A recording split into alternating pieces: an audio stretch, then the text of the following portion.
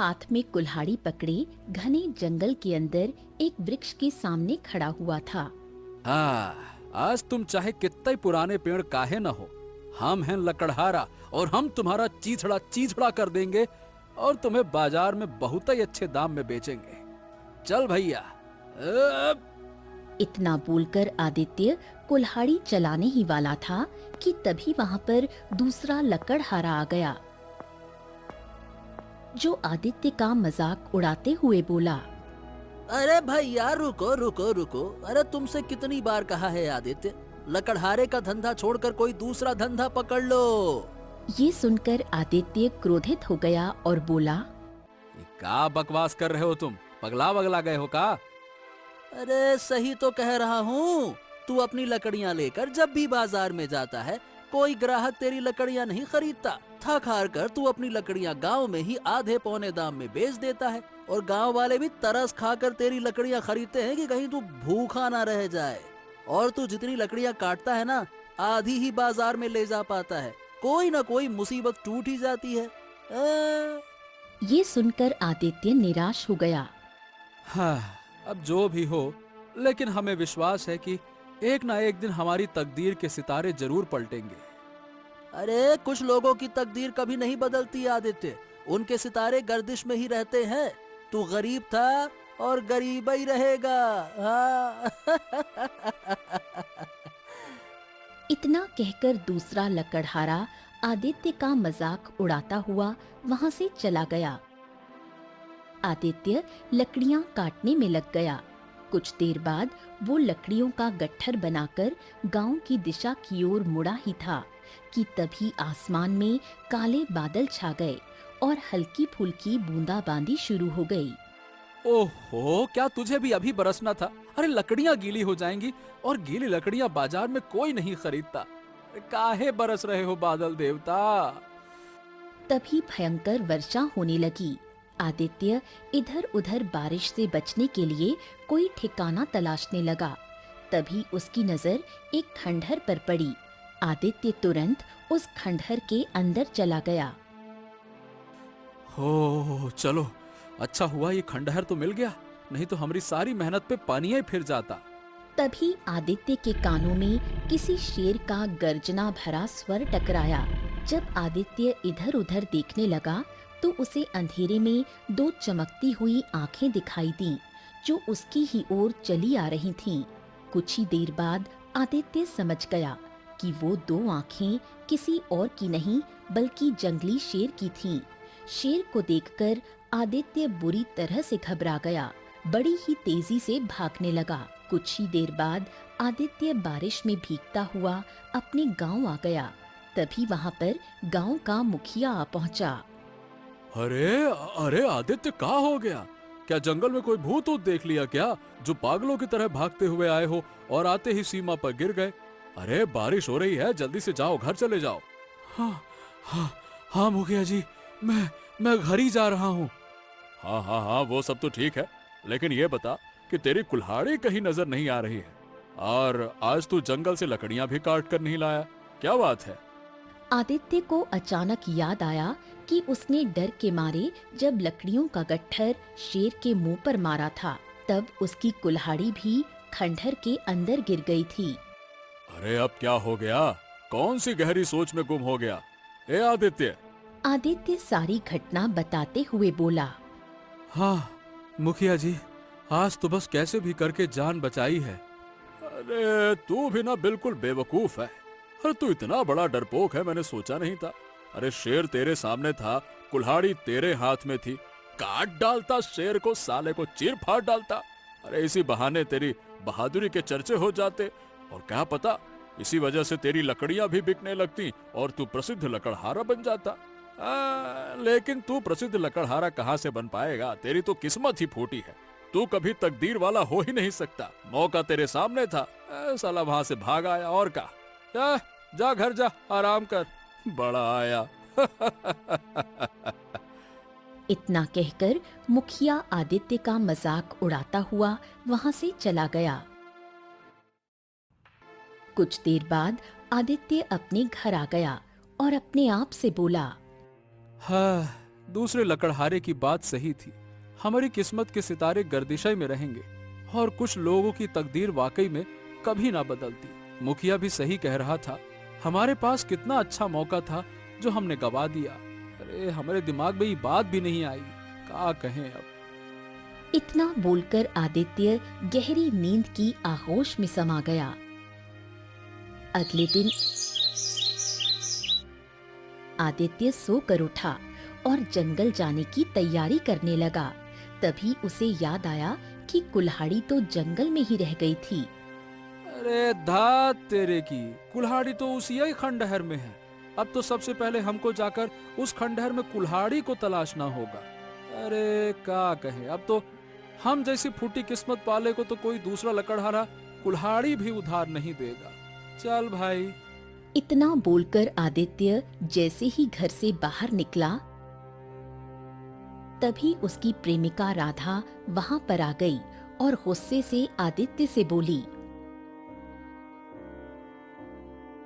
लगता है मेरा तुमसे शादी करने का सपना अधूरा रह जाएगा। क्या हो गया राधा, तुम इतनी गुस्से में काहे हो? कल लड़के वाले देखने के लिए आए थे और मुझे पसंद करके चले गए हैं। आखिर तुम मेरे पिता से हमारी शादी की बात कब करोगे? ये सुनकर आदित्य क्रोधित हो गया और राधा से बोला, अरे तुम तो ऐसे बोल रही हो जैसे तुम्हारे पिता कोई गैर गुजरे लकड़हारे हो। अरे तुम्हारे पिता गांव के जमींदार है, जमींदार। अगर उन्हें मेरे और तुम्हारे प्रेम की बात पता लग गई ना तो हमारी जान ले लेंगे। वो बात करती हो। ये तो तुम्हें मुझसे प्रेम करने से पहले सोचना चाहिए था। कान खोल कर सुन लो, मैं शादी करूंगी तो तुमसे ही करूंगी, नहीं तो मैं अपनी जान दे दूंगी। इतना कहकर राधा वहाँ से चली गई। आदित्य गहरी सोच में डूब गया और अपने आप से बोला, राधा जो बोलती है वो करके भी दिखाती है। कहीं ऐसा ना हो कि राधा वास्तव में अपनी जान दे दे, और अगर ऐसा हुआ तो वाकई में हम अपने आप को कभी माफ ना कर पाएंगे। लेकिन करें तो करें का, वो जमींदार के पास जाने से डर भी लगता है। कुछ देर आदित्य गहरी सोच में डूबा रहा, फिर अपने आप से बोला, हाँ चलो, अब जो भी होगा एक न एक दिन तो जमींदार को पता चलना ही है कि उसकी पुत्री हमसे प्रेम करती है। चलो फिर आज मुझ में और जमींदार में आर पार होकर ही रहेगा। चलो देखते हैं। इतना कहकर आदित्य सीधा जमींदार की हवेली की ओर चला गया। आदित्य को अपनी हवेली में देखकर जमींदार चौंक गया और बोला, अरे ओ फूटी तकदीर वाले, तेरा यहाँ क्या काम? अरे तुझे तो इस समय जंगल में होना चाहिए। तू लकड़हारा है, मेरी हवेली में क्या करने आ गया? जमींदार, मैं आपसे एक बहुत जरूरी बात करने आया हूँ। अरे कौन सी जरूरी बात? जमींदार देखिए, मैं आपसे ये कह रहा हूँ कि मैं राधा से प्रेम करता हूँ। ये सुनकर जमींदार का गुस्सा सातवें आसमान पर पहुंच गया और वो गुस्से से आदित्य को घूरने लगा। तभी आदित्य थूक निकलते हुए बोला, जमींदार, बात यह है कि राधा भी मुझसे प्रेम करती है। ये सुनकर जमींदार क्रोधित होकर राधा को आवाज लगाने लगा। राधा तुरंत वहां आ गई। ए राधा, राधा, राधा, ये बता, क्या ये फूटी तकदीर वाला लड़का जो कह रहा है वो सच है का? क्या तू वास्तव में इससे प्रेम करती है? बता। हाँ पिताजी, और मैं इसके बगैर जीवित नहीं रह सकती। ये सुनकर जमींदार अचानक से जोर जोर से हंसने लगा। जमींदार के हंसने पर राधा और आदित्य दोनों बुरी तरह से चौंक गए।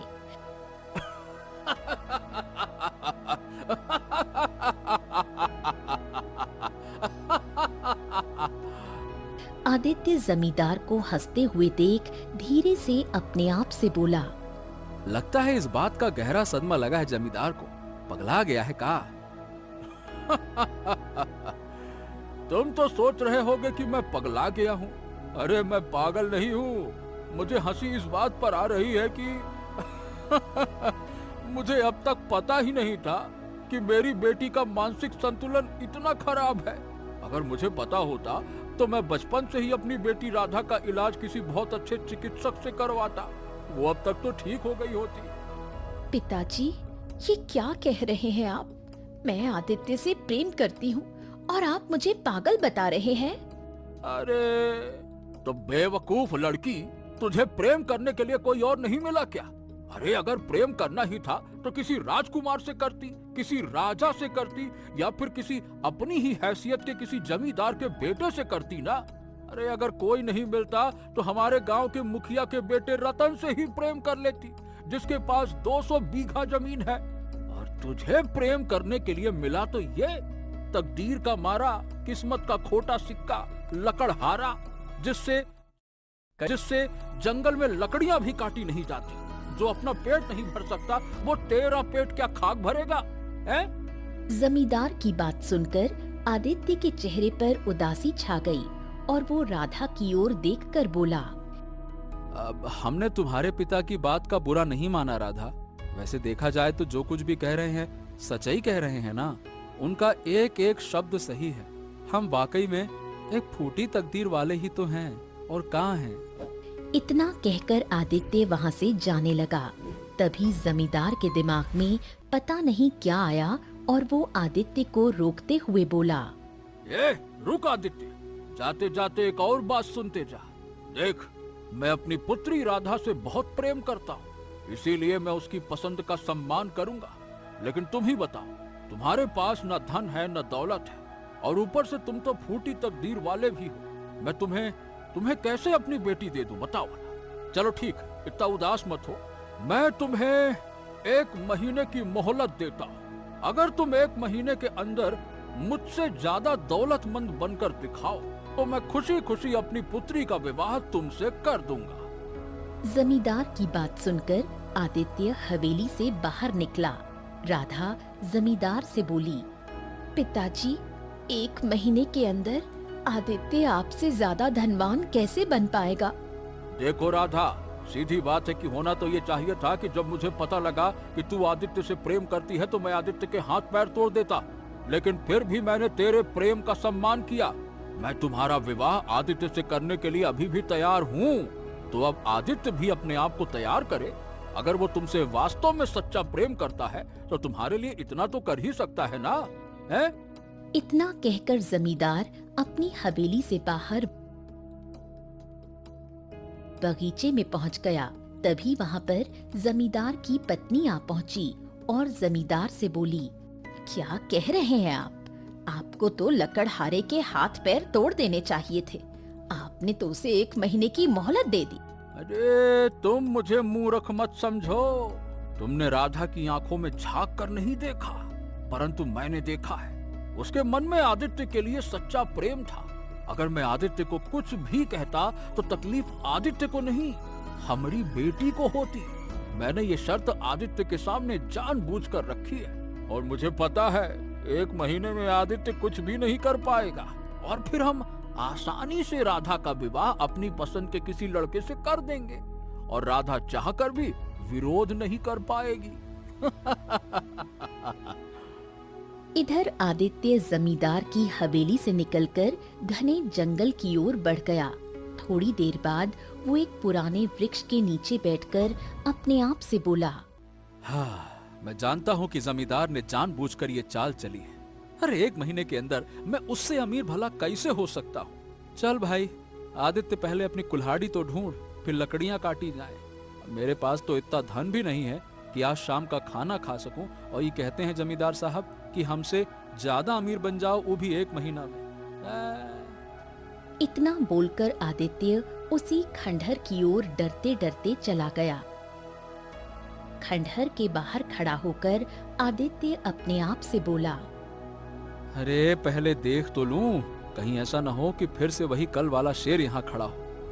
आदित्य खंडहर के अंदर झांकने लगा, लेकिन उसे कोई दिखाई नहीं दिया। हाँ, उसे उसकी कुल्हाड़ी और लकड़ियों का गट्ठर जरूर नजर आया। जैसे ही आदित्य कुल्हाड़ी उठाने को आगे बढ़ा, तभी एक तेज धमाके की आवाज हुई। धमाका खंडहर के बाहर से आया था। आदित्य डर गया और डरते हुए जैसे ही बाहर निकला, सामने का दृश्य देखकर बुरी तरह से चौंक गया। एक विचित्र किस्म का पक्षी जो पूरा सोने का था, और रंग बिरंगी किरणों से चमक रहा था, जमीन पर पड़ा दर्द से कराह रहा था। आदित्य ने जब उस पक्षी को देखा, आदित्य उस पक्षी को देखकर हैरत से बोला, अरे बाप रे बाप, इतना विचित्र पक्षी तो हमने अपने जीवन में कभी ना देखा, और ये तो सोने का है। न जाने वो इस संसार का है भी या फिर नहीं। आदित्य ने देखा कि पक्षी के पैरों से खून बह रहा था। उसे उस पर तरस आ गया और वो दौड़ता हुआ पक्षी के पास गया और बोला, अरे रे रे रे रे रे रे, इसके पैर से तो खून बह रहा है। ओहो। आदित्य इधर उधर देखने लगा और झाड़ियों में से एक पत्ता तोड़कर उसे पीसकर पक्षी के जख्म पर लगाया। थोड़ी ही देर में पक्षी के पैरों से खून बहना बंद हो गया। अगले ही पल पक्षी ने अपने पंख फड़फड़ाए और उठकर बैठ गया। फिर वो इंसानी आवाज में आदित्य से बोला, हाँ, तुमने तो कमाल कर दिया। तुम्हें कैसे पता चला कि कौन सा पत्ता लगाने से जख्म ठीक हो सकता है? पक्षी के मुंह से इंसानी आवाज सुनकर आदित्य बुरी तरह डर गया। अरे अरे, मुझे देखकर डरो मत, मैं तुम्हें कोई नुकसान नहीं पहुंचाऊंगा। अरे नुकसान नहीं पहुंचाओगे? अरे पक्षी, तुम इंसानों की तरह बात कर रहे हो। न जाने तुम कौन हो? कहीं मैंने किसी राक्षस की मदद तो नहीं कर दी कि अभी रंग बिरंगी किरणों के साथ भेष बदलकर राक्षस बन जाओ, हैं? इतना कहकर आदित्य आकाश की ओर देखते हुए बोला, हे भगवान, कहीं हमने राक्षस की मदद तो नहीं कर दी और ये अब राक्षस में बदलकर हमको मार देगा। हे भगवान, हमको बचाओ, बचाओ। अरे अरे, बकवास बंद करो, मेरी बात ध्यान से सुनो। मुझे देखकर डरने की जरूरत नहीं है। तुम मुझे नहीं जानते। मैं एक ऐसा रहस्य जानता हूँ जो कोई नहीं जानता। देखो, मुझसे दोस्ती कर लो, तुम्हारी तकदीर के सितारे पलट जाएंगे। हाँ। पक्षी के आखिरी अल्फाज कानों में पड़ते ही आदित्य पक्षी से बोला, क्या बात कर रहे हो? वास्तव में हमारी तकदीर के सितारे तुमसे दोस्ती करने से बदल जाएंगे? हाँ हाँ, क्यों नहीं। मुझे अपने घर तो ले चलो पहले। देखो भाई, तुम सोने के बने हो। अगर मैं तुम्हें अपने गांव ले गया तो लोगों के मन में लालच आ जाएगा। अरे गांव के लालची लोग हमारे घर पे धावा बोल देंगे और हो सकता है कि मुझे तुमसे छीन कर ले जाएं और किसी राजा वाजा को इनाम में दे दें, भेंट में। हाँ। ओ, इसका मतलब तुम लालची नहीं हो।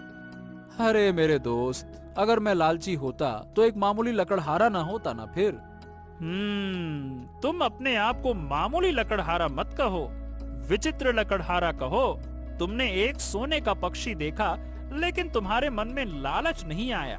तुमने उसकी मदद की और अब जब वो पक्षी तुमसे दोस्ती की बात कर रहा है तो तुम्हें डर लग रहा है कि कहीं कोई उसे नुकसान न पहुंचा दे। तुमने मुझे अपना दोस्त कहा है। विश्वास करो, मुझे छुपाकर जंगल से ले चलो। अगर जंगल में किसी की नजर मुझ पर पड़ गई तो तुम्हारी बात सिद्ध हो जाएगी। हो सकता है कोई मुझे पकड़कर ले जाए या मार डाले। आदित्य को अब उस पक्षी पर तरस आने लगा। वो धीरे से बोला, ठीक है, रात का अंधेरा हो जाने दो, फिर हम तुम्हें अपने साथ अपने घर ले चलेंगे, ठीक है? रात का अंधेरा होते ही आदित्य चुपके से उस पक्षी को अपने घर ले आया। पक्षी आदित्य का घर देखकर गंभीर स्वर में बोला, हो, तुम्हारी हालत तो बहुत ही ज्यादा खस्ता है दोस्त। अरे दोस्त, तुम तो कुछो नहीं जानते हो। ये सारा गांव ना हमको फूटी तकदीर वाला कहता है। हमारी किस्मत के सितारे तो हमेशा से गर्दिश में ही रहे हैं। क्या कहें अब? ये सुनकर पक्षी कुछ देर चुप रहा और फिर गंभीर स्वर में बोला, तब तो तुम्हारा विवाह होना भी बहुत मुश्किल है, क्योंकि जिसके नाम के आगे फूटी किस्मत लिखा हो उसे अपनी लड़की कोई नहीं देना चाहेगा। सो तो है। वैसे हो तो तुम पक्षी, लेकिन बोलते बिल्कुल मनुष्य की तरह हो। अरे हम भी कितने बुद्धू हैं, तुम तो इंसानी आवाज में बात ही कर रहे हो। कहाँ क्या कहें। खैर क्या कहें दोस्त, हमारी कहानी बहुत बड़ी है और बहुत दुख भरी कहानी है। आदित्य उसे आज की सारी घटना बताते हुए बोला, और जमींदार ने शर्त रखी है कि 1 महीने के भीतर मुझे उससे अधिक धनवान बनना होगा। अब बताओ भला तुम ही कि मैं 1 महीने में उस जमींदार से भी ज्यादा धनवान भला कैसे बन सकता हूँ? उसने ना बड़ी चालाकी से चाल चली है, ऐसी चाल चली है कि सांप भी मर जाए और लाठी भी ना टूटे। सही कह रहे हो, जमींदार बहुत ही ज्यादा चतुर है। वो दोनों काफी देर तक बातें करते रहे, लेकिन उन्हें पता नहीं था कि जमींदार उधर से गुजरता हुआ आ रहा था। आदित्य को किसी से बात करता देख वो चौंक गया और दरवाजे के पास रुककर स्वयं से बोला, अरे इतनी रात को आदित्य ये ससुरा बातें किससे कर रहा है? जहाँ तक मैं जानता हूँ आदित्य की तो गांव में किसी से दोस्ती भी ना है। हाँ, मैं भी कितना मूर्ख हूँ, उससे भला दोस्ती करेगा कौन? फूटी तकदीर वाले से दोस्ती कौन ही करेगा? इतना कहकर जमींदार ने तुरंत दरवाजा खोल दिया।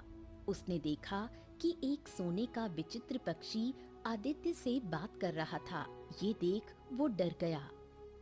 बाप रे आदित्य, मैं क्या देख रहा हूँ? एक विचित्र पक्षी जो सोने का है और तुमसे इंसानी आवाज में बातें कर रहा है। अरे बाहर निकालो इसको, ये राक्षस हो सकता है। अरे बाहर निकालो इसको जल्दी से। जमींदार जी इस बारे में किसी को मत बताना। देखो ये हमारा मित्र है और ये किसी को नुकसान नहीं पहुंचाएगा। और हाँ, ये कोई राक्षस वाक्षस नहीं है, यही हमारी तकदीर बदलने वाला है। ओ समझा, तो तूने जल्दी अमीर बनने के लिए किसी काली शक्ति का सहारा लिया है। उसी काली शक्ति के जरिए तू मुझे रास्ते से हटाना चाहता है, या फिर तूने किसी सिद्धि के जरिए इस पक्षी को बांध लिया है जिसे बेचकर तू मुझसे अधिक धनवान बन जाएगा और मेरी बेटी से विवाह कर लेगा। लेकिन कान खोलकर सुन ले आदित्य, मैं तुझे किसी भी चाल में सफल नहीं होने दूंगा। इतना कहकर जमींदार पक्षी की ओर झपट पड़ा। पक्षी तुरंत आदित्य के कंधे पर बैठ गया। चलो मेरे साथ। लेकिन कहाँ? तुम्हारी किस्मत के सितारे बदलने वाले हैं। सबसे पहले जंगल चलो, उसके बाद मैं तुम्हें आगे का रास्ता बताऊंगा कि तुम्हें कहाँ जाना है। मुझ पर विश्वास करो, चलो। आदित्य तुरंत पक्षी को लेकर भागने लगा। जमींदार भी उसके पीछे दौड़ा, लेकिन आदित्य की रफ्तार जमींदार से कहीं तेज थी। कुछ ही देर में आदित्य रात के अंधेरे में जंगल की गहराइयों में निकल गया और एक तालाब के किनारे हांफता हुआ बैठ गया। अरे बाप रे, इतना तेज तो हम कभी ना भागे। जब खंडहर में हमारे सामने शेर आया था तब भी नहीं। और ऐसा क्यों? अरे जब शेर हमारे सामने आया तो केवल मेरी जान को खतरा था, लेकिन आज जमींदार जिस क्रोध में तुम पर झपट्टा मारा, मुझे तो लगा कहीं वो तुम्हारी गर्दन ही ना मरोड़ दे। तुम्हारी वजह से मैं इतना तेज भागा हूँ। तुम्हारा भागना व्यर्थ नहीं जाएगा। अरे अब बताओ, मेरी तकदीर कैसे बदल सकती है मुद्दे की बात। हाँ तो सुनो, यहाँ से कुछ दूर पे एक गुफा है जो हमेशा बंद रहती है। वो एक जादुई गुफा है। उसके भीतर किसी प्राचीन राजा का खजाना छुपा हुआ है। मैं उस गुफा का पता जानता हूँ। क्या बात कर रहे हो? लेकिन तुमको कैसे पता? अरे तुम्हें इससे क्या मतलब कि मुझे कैसे पता कैसे नहीं पता? मैं तुम्हें गुफा तक पहुँचा सकता हूँ बस। पक्षी की बात सुनकर आदित्य गहरी सोच में डूब गया। कुछ देर बाद वो उसकी ओर देखकर बोला, हमारी मित्रता बहुत जल्दी हुई और ये जो भी घटना हुई ये भी बहुत जल्दी में हुई। मैं तो तुमसे ये पूछना भूल ही गया कि तुम आए कहाँ से हो और तुम इंसानी आवाज। ओहो, बस यही तो मैं चाह कर तुमको बता नहीं सकता। समझ लो कि मुझ पर एक तरह का श्राप है। अगर मैं अपनी सच्चाई बताऊंगा ना तो मैं जलकर राख हो जाऊंगा। तो ठीक है भैया, फिर रहने दो। हम अपनी आंखों के सामने अपने दोस्त को जलते हुए तो ना देख सकते। हमारे लिए इतना ही काफी है कि तुम मन के अच्छे हो और किसी को नुकसान नहीं पहुंचाते। बहुत अच्छे, चलो अब बताओ, एक तरफ तुम कह रहे हो कि उस गुफा के अंदर एक बेशकीमती खजाना है और दूसरी तरफ तुम ये भी कह रहे हो कि गुफा बंद है और जादुई भी है। तो भैया फिर हम उस खजाने तक पहुँचे कैसे, ये भी तो बताओ। अरे जो भी मनुष्य उस गुफा के पास जाता है और उसे खोलना चाहता है तो वो गुफा उसे बहुत ही कठिन सवाल पूछती है। अगर उसने सही उत्तर दे दिया तो गुफा खुल जाती है, अगर नहीं दिया तो गुफा नहीं खुलती। लेकिन तुम चिंता मत करो, मैं उस गुफा के सभी सवालों के उत्तर जानता हूँ। अगर तुम उत्तर नहीं दे पाए तो मैं तुम्हारी मदद कर दूंगा। हाँ। ठीक है दोस्त, कुछ न करने से बेहतर है कि कुछ करके ही देखा जाए। क्या पता हमारी तकदीर के सितारे वास्तव में पलट जाएं। चलो। तो चलो, ठीक है, मेरे पीछे पीछे आ जाओ। चलो चलो चलो, आ जाओ आ जाओ आ जाओ। इतना कहकर पक्षी उड़ने लगा और आदित्य उसके पीछे पीछे चलने लगा। कुछ घंटों के बाद सोने का पक्षी आदित्य को एक गुफा के निकट ले गया जिसका द्वार बंद था। आदित्य, इस गुफा के द्वार को अपने हाथ से स्पर्श करो। जैसे ही आदित्य ने द्वार को छुआ, भीतर से एक गूंजती हुई आवाज आई। इस गुफा का द्वार तभी खुलेगा जब तुम मेरे 2 प्रश्नों के सही उत्तर दोगे। हाँ, हम तैयार हैं, पूछो। गुफा ने पहला प्रश्न किया। पहला प्रश्न, वो क्या है जो बांटने से बढ़ता है? प्रेम। दूसरा प्रश्न गूंजा। दूसरा प्रश्न, वो कौन सी दौलत है जो ना किसी राजा के पास होती है ना किसी लुटेरे के पास जा सकती है, फिर भी सब चाहते हैं? सच्ची मित्रता। उत्तर मिलते ही द्वार खुल गया और आदित्य सोने के पक्षी के साथ भीतर चला गया। वहाँ असंख्य अशर्फियाँ, सोने के घड़े, रत्नों से भरे मटके, हीरे जवाहरात से जुड़े मुकुट और चांदी की तलवारें रखी थीं। आदित्य की दृष्टि एक सोने की मूर्ति पर पड़ी। ये मूर्ति किसकी है? ये भी खजाने का हिस्सा होगी। अरे बाप रे बाप, ये तो इतना खजाना है जो तो किसी राजा के पास भी नहीं होगा। मित्र, तुमने तो सच कहा था कि मेरी तो तकदीर ही पलट गई। मैं गरीब से अमीर इंसान बन गया। अब तो मैं जमींदार जैसे हजारों लोगों को खरीद सकता हूँ।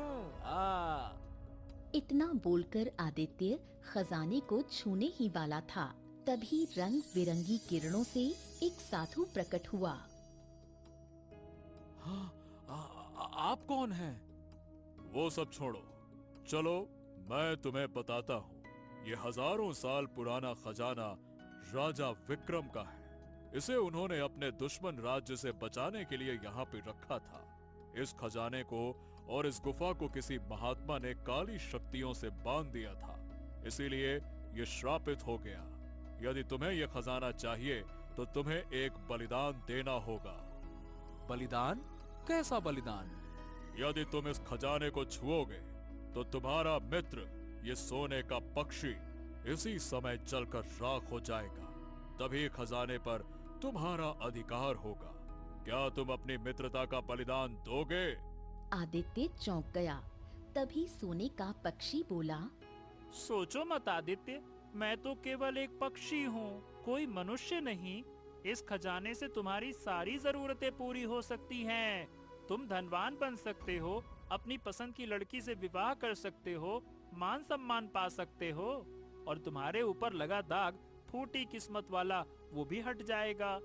आदित्य कुछ देर सोचता रहा, फिर पक्षी की ओर देखकर बोला, हाँ, नहीं दोस्त, नहीं। दोस्ती से बड़ा कुछो नहीं होता। खजाने का क्या है, बड़े बड़े राजा भी उसे संभाल तो नहीं पाए, और कौन सा खजाना अपने साथ ऊपर लेकर जा पाए। सबसे बड़ा खजाना दोस्ती है। तुम पक्षी हो तो क्या हो गया, हमने तुम्हें दिल से अपना मित्र माना है। हम अपनी मित्रता का बलिदान नहीं दे सकते, ना ही अपने मित्र का, चाहे हमें जीवन भर गरीब लकड़हारा ही क्यों न रहना पड़े। नहीं साधु बाबा, माफ करिएगा। ये कहते ही सोने का पक्षी रंग बिरंगी किरणों से एक सुंदर राजकुमार में बदल गया, और जो मूर्ति वहाँ थी वो भी एक युवक बन गई। आदित्य चौंक गया। तू बड़ा तकदीर वाला है राजकुमार, जो इस विचित्र लकड़हारे की मित्रता से बच गया और श्राप से मुक्त हो गया। हम कुछ समझे नहीं साधु महाराज, ये सब क्या था? मेरा नाम राजकुमार अशोक है। मैं केशव नगर के राजा सूरज सिंह का पुत्र हूँ। ये मेरा मित्र अर्जुन है। कुछ समय पहले अर्जुन ने मुझे इस खजाने के बारे में बताया था। वो चाहता था कि इस खजाने से प्रजा की भलाई हो, परंतु मैं लालच में आ गया। अर्जुन ने द्वार के प्रश्नों का उत्तर दिया और हम यहाँ तक आ गए।